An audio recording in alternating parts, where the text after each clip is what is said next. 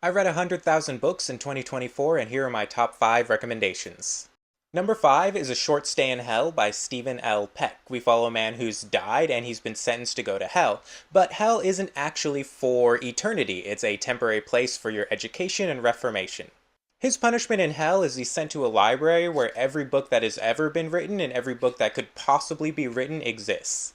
He's tasked with finding the book that contains his entire life story. We follow him for hundreds, thousands, and millions of years as he goes about this mind-numbing process. Number 4 is Maeve Fly by C.J. Lead. This book is basically American Psycho, but we follow a woman who works as a Disney princess at Disneyland. Maeve loves her job working as a Disney princess, and she's been keeping her sociopathic tendencies on the down low until she meets a man who can match her energy. Number 3 is I Who Have Never Known Man by Jacqueline Hartman.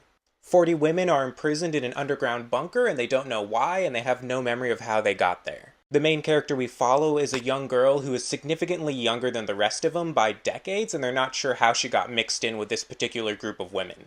Eventually they escape and make their way above ground and find a world that they don't even think is Earth, but we follow these 40 women and this girl who's never known anything besides this bunker as they kind of learn to survive and learn to survive with each other.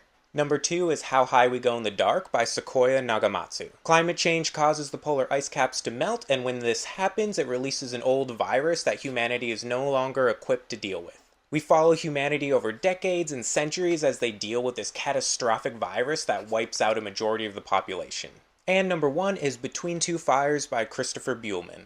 The story takes place during the Black Death in France, and we follow a disgraced knight who finds a young girl who can speak with angels.